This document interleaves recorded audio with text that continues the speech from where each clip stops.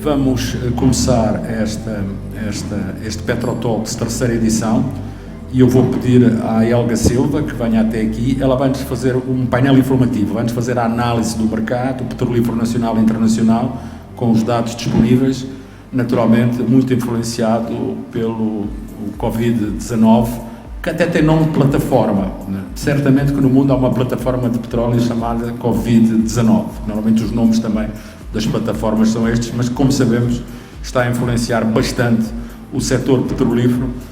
Hoje, a última vez que tive a oportunidade de olhar para o valor do índice Brent estava abaixo dos $50, naturalmente, e isso vai criar problemas a países produtores, como é o nosso caso. Helga, faz favor. Boa noite a todos. Não gostava de começar a minha apresentação sem antes fazer-vos o momento daquilo que é o momento de segurança. Para dizer que neste edifício nós temos disponíveis 3 saídas de segurança. A primeira à minha esquerda, no vosso caso à vossa direita, a segunda ainda à minha esquerda, no vosso caso à vossa direita, e a terceira atrás de vocês. No caso de incêndio, o nosso alarme será acionado e a nossa equipa de segurança estará pronta para dar as instruções necessárias para que sejam evacuados para fora do edifício. O nosso Master Point encontra-se fora do edifício, propriamente ao lado do estacionamento. No momento de segurança é tudo. Muito obrigada. Pronto, agora então eu começarei com aquilo que é a análise do mercado petrolífero, isso para o ano de 2019. Mais uma vez para dizer que eu sou a Helga da Silva, analista do mercado petrolífero da PetroAngola. Essa análise foi feita com base num reporte que nós fizemos para o segundo semestre. Este reporte vai estar disponível brevemente no nosso website, que é o www.petroangola.com. Qualquer consulta que quiserem fazer, então, brevemente estará disponível no website.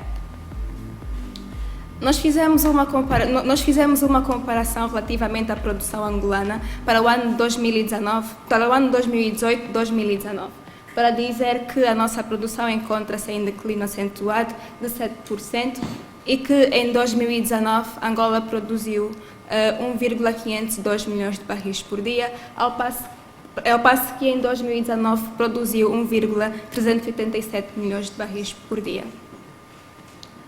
Quanto à exportação, não é diferente. A PetroAngola fez uma comparação daquilo que foi o nível de exportação do ano 2018 para o ano 2019.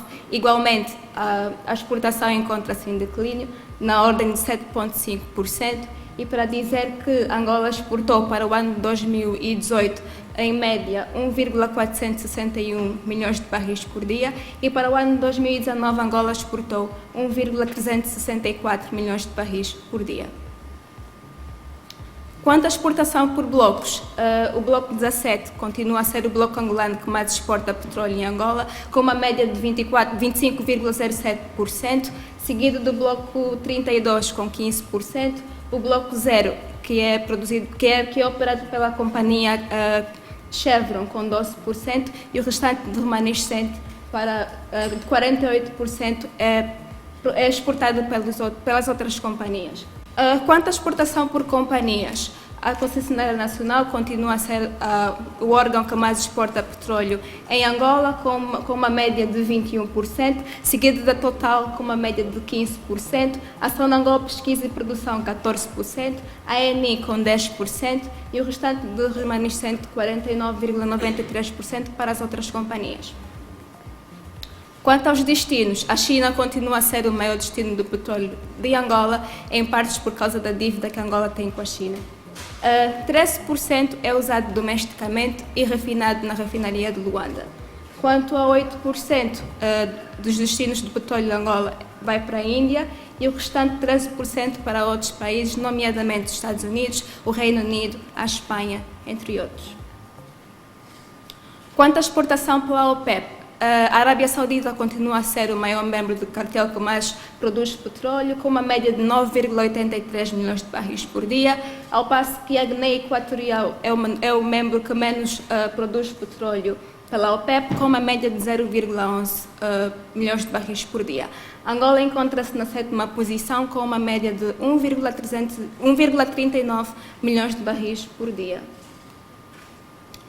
Quanto à produção a nível mundial, os Estados Unidos continuam a ser o país que mais produz petróleo a nível mundial, com uma média de 12,2 milhões de barris por dia, seguido da Rússia, com uma média de 11,2 milhões de barris por dia, e finalmente a Arábia Saudita, com uma média de 9,7 milhões de barris por dia.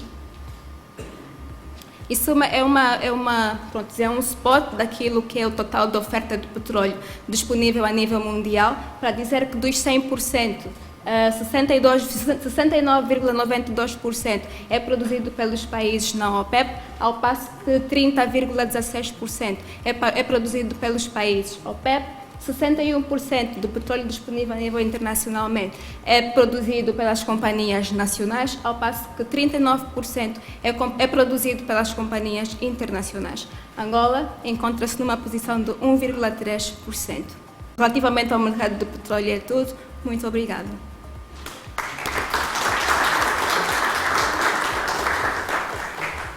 Antes do Patrício, ainda tem um momento cultural. Um erro meu, peço desculpa. País com uma história singular. Vários são os meios para crescer seu capital. Estamos falando do que das suas forças matrizes, hidrocarbonetos do petróleo nacional. E é preciso pensar, é preciso saber e compreender a Angola que se quer. É preciso investir na nova Angola.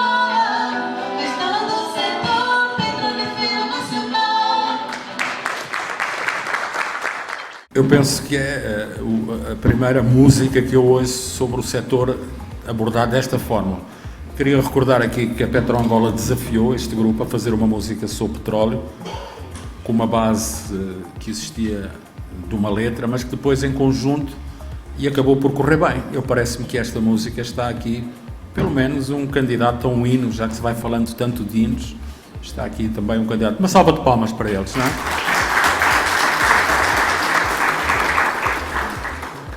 Eu queria, em nome da PetroAngola, agradecer a presença de todo mundo aqui.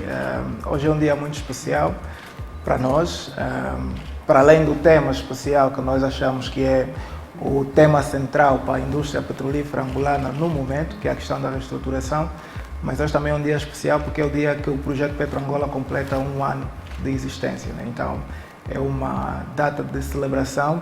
E eu gostaria de convidar todo mundo que não fosse antes de nós apagarmos as velas, todos juntos, e cada um comer um pedaço de bolo da PetroAngola para darmos sorte no projeto, né? Também eu gostaria de dizer que o projeto PetroAngola é um projeto independente, ok? Não pertence nem a nenhuma entidade estatal, nem a nenhuma outra empresa internacional ou angolana também. Como o João Armando frisou, que é um projeto 100% jovem, são jovens angolanos com experiência no setor petrolífero nacional e internacional, que resolveram então criar esse projeto. E o objetivo principal é a dinamização do setor petrolífero nacional e também a promoção do conteúdo local. Queremos promover aquilo que é nacional e daí que nós criamos o website PetroAngola, e o nome disto tudo é uma coisa que é para Angola, né? Então, falar da reestruturação do setor petrolífero, eu gostaria de convidar todo mundo a viajar comigo, né, no passado, no presente e no futuro do nosso setor petrolífero. Essa apresentação, os dados que vamos falar, as questões que vamos abordar, são feitas com base nas melhores práticas do mercado internacional no que diz às estratégias regulatórias e legais da indústria petrolífera. Mas, como disse, o modelo não vingou, como os mais velhos dizem, isso já se falava há 20 anos atrás, mas efetivamente em 2019 foi criada a Agência Nacional de Petróleos. O governo tem um papel muito importante naquilo que é o setor petrolífero, né? O governo é o anfitrião, é o país anfitrião, e também é o proprietário dos recursos naturais. E ele tem 3 formas principais de se envolver no setor, que a primeira é a concessão, né? Que é atribuir os direitos para as companhias ou as licenças para as companhias explorarem petróleo. O segundo momento é na regulação, que é criar a valorização, tributação, a redistribuição das receitas, também está a ver com a economia, sabemos do peso que o petróleo tem na nossa economia. E depois também tem a questão de criar leis, né, e regimes fiscais para assessorar a indústria petrolífera. E depois o outro ponto que o governo não gosta de ouvir muito, ou que os governos falam no geral, não estou a falar de Angola, é a questão da partilha dos desafios, né? Normalmente os governos têm aquela posição de gestor, não gosta de partilhar risco, mas a indústria petrolífera é uma atividade de capital intensivo, de alto risco também, perde-se muito as receitas ao investir no setor petrolífero, mas em contrapartida os benefícios triplicam, quadruplicam aquilo que nós investimos, né? Então é necessário também que os governos entendam esse balanceamento entre o risco e o benefício. Mas, em contrapartida, o Estado busca acesso a tecnologias dos parceiros também. O Estado, como sabem, a indústria petrolífera tem um papel muito importante naquilo que é o desenvolvimento de tecnologia a nível internacional. Na verdade, para aqueles que são estudiosos, eles sabem que a maioria, ou 90% da tecnologia que depois é usada para o resto das outras atividades econômicas advém do setor petrolífero. Esses são os modelos de gestão que existem no setor petrolífero, né? Existem os modelos que têm o domínio ministerial, né? E, por exemplo, temos o exemplo do Trindade e Tobago, do Egito e da Nigéria. Depois tem, nesse caso, o domínio ministerial pode ser o Ministério dos Petróleos, o Ministério dos Recursos Naturais e Petróleos, cá em Angola, se fosse um exemplo. E também pode ser o Ministério das Finanças. Por exemplo, na Trindade e Tobago, o Ministério das Finanças tem um peso significativo no setor petrolífero. É, na verdade, a entidade máxima com mais peso. E depois tem o modelo agencial, né, que é com domínio da agência, no caso, por exemplo, do Brasil, que tem a ANP, na Noruega, que tem o Norwegian Petroleum Directorate, e tem o caso do México. E depois temos os outros países que têm o domínio das NOCs. As NOCs são as companhias petrolíferas nacionais, que era o caso que nós tínhamos da Sonangol, né? Então significa que não era só aqui em Angola que tem empresa petrolífera nacional que tinha o domínio do setor petrolífero. No caso da Indonésia, tem a Partumânia, tem a Petróleo Vietnam do Vietnã, tem a Petronas que é um bom exemplo de uma companhia petrolífera nacional, e depois tem a Sonatrach na Argélia, né? Com isso queremos dizer que não há nenhum problema em ter esses três tipos de modelo num país. E do ponto de vista acadêmico e técnico, o único problema está com o compromisso que cada uma dessas entidades que dominam a gestão do setor tem com o seu próprio país, né? A visão estratégica é que conta. Não significa que usar a agência, a tua indústria petrolífera vai ter um melhor desempenho. Se usar uma companhia petrolífera nacional como dominante, vai ter um melhor desempenho. Isso tem muito a ver com os objetivos que são traçados e com os compromissos que cada uma dessas instituições tem com o seu país. Então, com isso queremos dizer também que no caso de Angola, que não significa que com a criação da agência nós vamos ter um setor petrolífero nacional melhor do que nós tivemos com a Sonangol. Então, esse era o modelo anterior, e fora os outros conflitos de interesse que tinham, porque a Sonangol era árbitro e jogador ao mesmo tempo, e essas todas as coisas que nós já ouvimos nas notícias e por aí que todo mundo fala. É aquilo que se esperava da criação da Agência Nacional de Petróleos. Então, esse é o esquema agora, atual, de gestão do setor petrolífero nacional. Esse é o esquema, conforme as instituições eu vou passar a apontar. Titular do Poder Executivo, nesse caso o Presidente tem a superintendência do setor, que passa essa responsabilidade ao Ministério dos Petróleos. Queria dizer aqui, as imagens, por exemplo, o Ministério dos Petróleos, que lhe foi passada a superintendência do setor pelo titular do Poder Executivo, é, na verdade, o órgão que fica em cima, né, e com poder político para tomar decisão sobre o setor. E um dos problemas que nós tivemos no modelo passado sempre foi o problema de regulação. Se nós tivéssemos uma boa regulação, se calhar não estaríamos na situação que nós estamos hoje. Depois, criou-se o IRDP, que é o Instituto Regulador do Petróleo, que na verdade também é uma agência. Chama Instituto, mas deu-se o estatuto de Instituto, mas na verdade também é uma agência e tem a mesma, na verdade, posição hierárquica com a Agência Nacional de Petróleos é a mesma, né? Que é o órgão regulador e fiscalizador do setor downstream, distribuição de combustíveis e comercialização. O que é, na verdade, uma Agência Nacional de Petróleos, uma agência reguladora? É importante saber a função dessas entidades. bem antes de nós pensarmos criar, ou é das primeiras coisas que nós, quando estamos a criar ou temos um projeto, vamos tentar procurar saber o que é na verdade isso, né? E a agência, na verdade, não é nada mais, nada menos do que uma entidade, pode ser pública ou privada, que tem autonomia sobre uma determinada atividade econômica ou social, né? Ela é autônoma numa atividade econômica ou social. Na agência não pode haver interferência política, ok? É por isso que existem agências dependentes e independentes, né?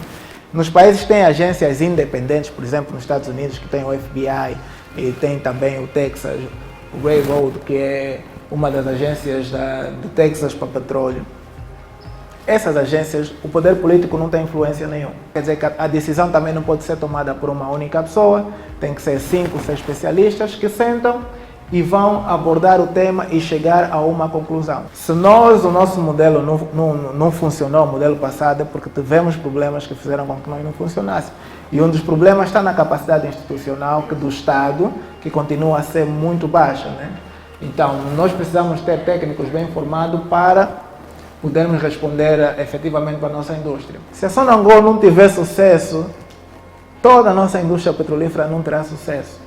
E se a nossa empresa petrolífera nacional não conseguir respirar em condições, nós todos vamos sofrer por isso, né? Eu penso que em termos da apresentação sobre o tema da reestruturação é tudo e espero os demais convidados para nós falarmos sobre o assunto. Obrigado.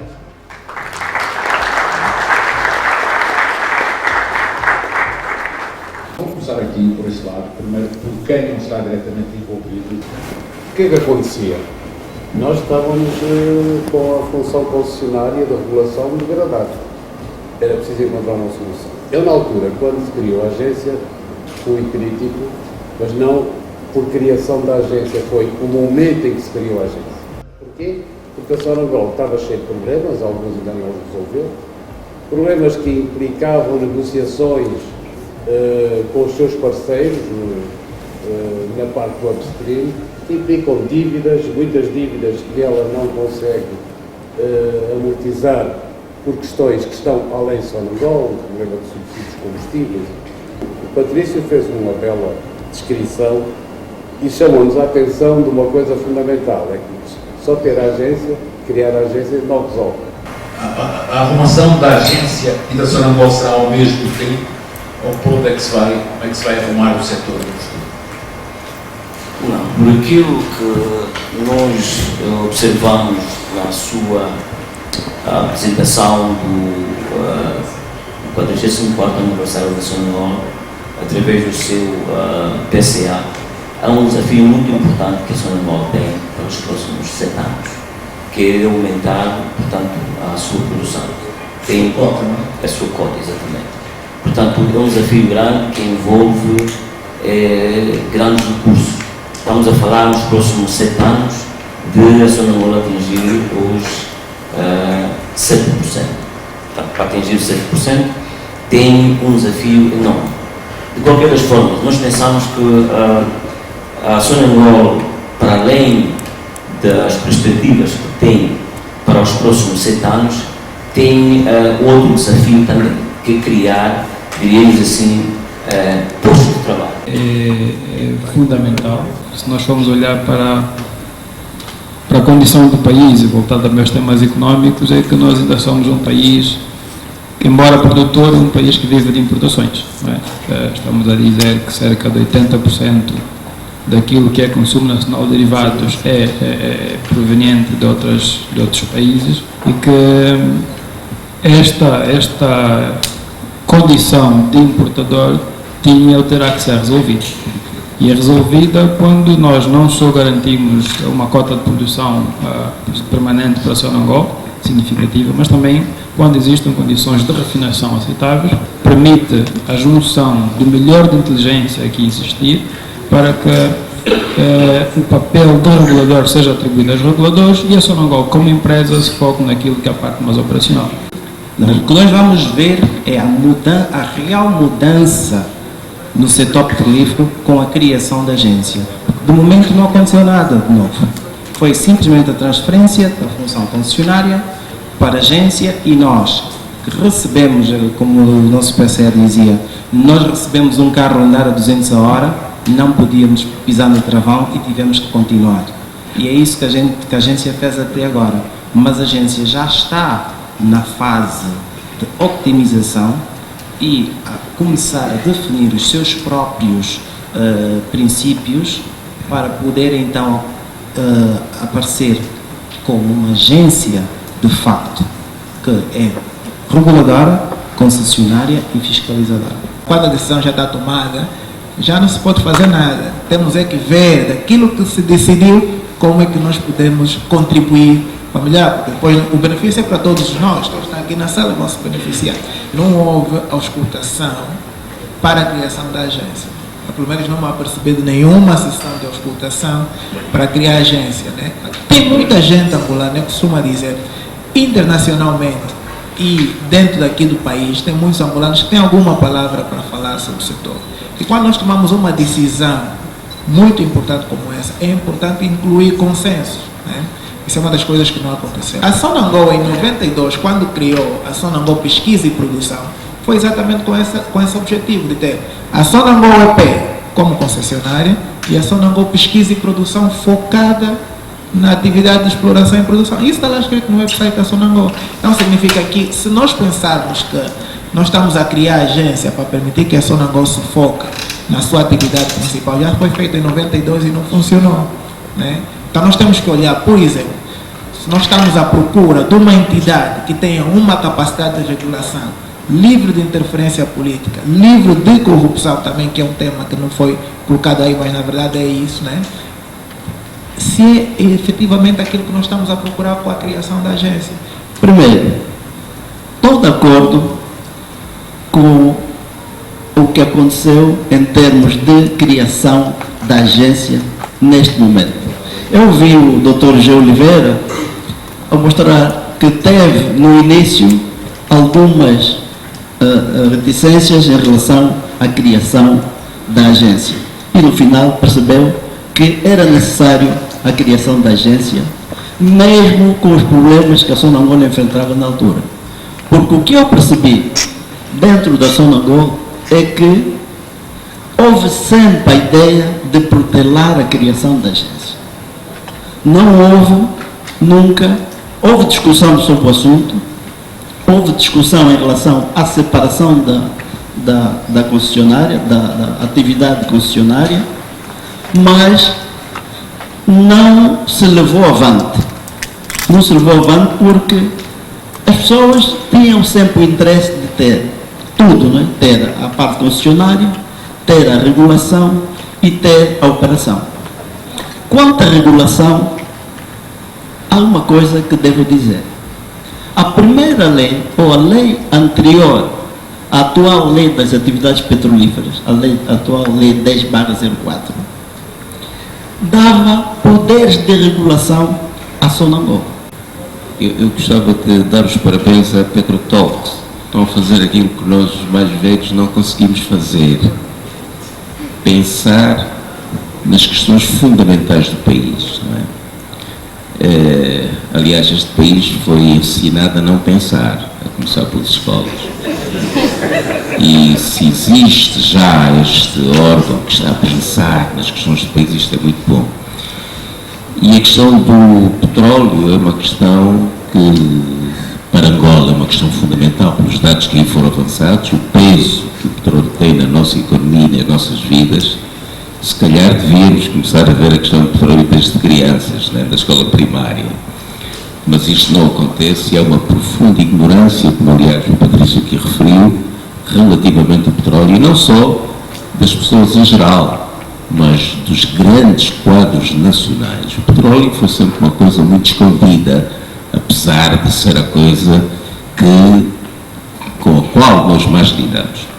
E fico ainda mais preocupada, porque até agora eu não consigo perceber quem é a FIFA, quem é o árbitro e quem é o jogador. E enquanto isto não for claramente definido, vamos andar embrulhados, porque até as leis e os regulamentos são projetos que têm que ser validados quanto ao requisito, quanto ao ambiente, quanto ao âmbito, quanto aos objetivos e com cronogramas. Também não vi dos nossos jovens, que estão aqui todos muito bonitos, não vi as vossas tecnologias a serem ali apresentadas com infogramas, onde estamos e para onde vamos e porquê. Então, eu estou neste momento bastante mais confusa.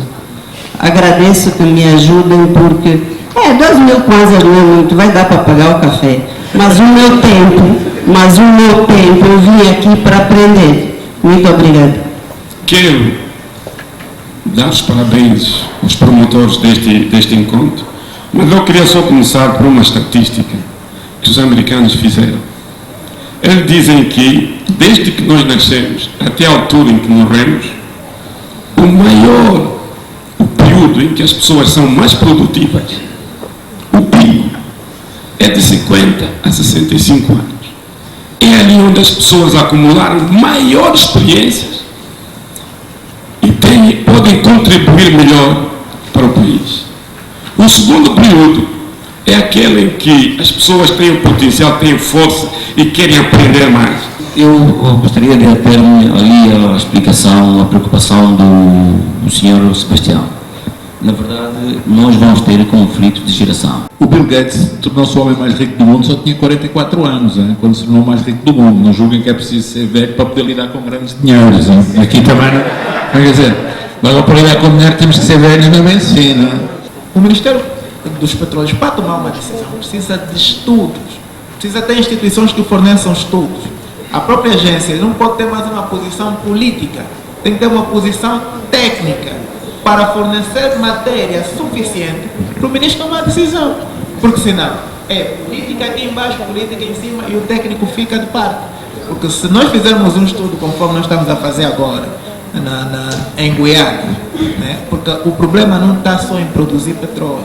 Nós podemos até ter 5 milhões de barris de petróleo, mas o problema é saber se efetivamente na produção desses 5 milhões de barris de petróleo, se nós estamos justamente a nos beneficiar daquilo que nós temos direito. Então nós temos que saber, quando nós negociamos, por exemplo, um campo petrolífero, e aí entra o Ministério das Finanças também, se as taxas, os impostos e os recebimentos que nós vamos ter são justos. Então nós temos que trabalhar na ciência, deixar um bocadinho a política de lado e trabalhar na ciência. Eu acho que esse é o maior desafio.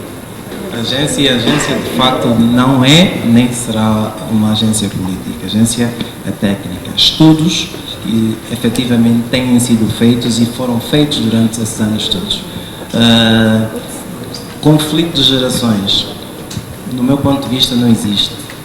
O que existe é o tempo que determinado indivíduo cumpre a sua missão e deixa outras pessoas fazerem o seu trabalho. Nós temos organizado fóruns, reuniões e temos chamado de fóruns pessoas que participaram da indústria, pessoas de outras indústrias, para com eles discutirmos alguns aspectos que têm a ver com o setor. Durante os nossos conselhos consultivos, 2, 3 últimos, nós convidamos entidades, antigos gestores, antigos trabalhadores, para com eles discutir e dividir algumas questões que nós temos para a evolução do setor. Portanto, eu sei, não vou ser defensivo, não quero ser defensivo, não o serei, não me vão obrigar a ser, né? Portanto, mas eu vou tentar mostrar o espírito colaborador que nós temos e temos as portas abertas para isso. E temos que aceitar positivamente a irreverência, a criatividade, a agressividade e o espírito de mudança próprio da juventude. Agora, como já aqui alguém disse, é preciso guiá-los, é preciso aconselhá-los. Não vamos destruir, não vamos tentar acabar com esse espírito. Vamos aconselhá-los e criar condições para que essas gerações, que às vezes não são tão diferentes assim, não são separadas assim, possam trabalhar em conjunto. Queria agradecer a presença de todo mundo aqui e contamos com vocês no mês de junho com o próximo Petrotalks. Obrigado. Muito obrigado. Pelo contrário, a criação da agência, a reestruturação do setor tem a ver principalmente com o contrário, né? Hoje temos mais transparência, a comunicação entre as áreas e a função das áreas está bem determinada e, portanto, deixamos de ter alguns conflitos que tínhamos no passado recente. A agência trata das questões técnicas e, por meio do Ministério dos Petróleos, são elevadas então as questões técnicas ao nível estratégico do país. Por quê? Porque a agência é o representante do Estado angolano no setor petrolífero. Hoje o que é comunicado é que a Sonangol não era efetivamente uma empresa produtora de petróleo, né? E queremos que nesse momento seja uma empresa produtora de petróleo. Então nós estamos a criar algo novo, na verdade. Apesar de ter o título de empresa petrolífera, mas não desenvolver atividades petrolíferas.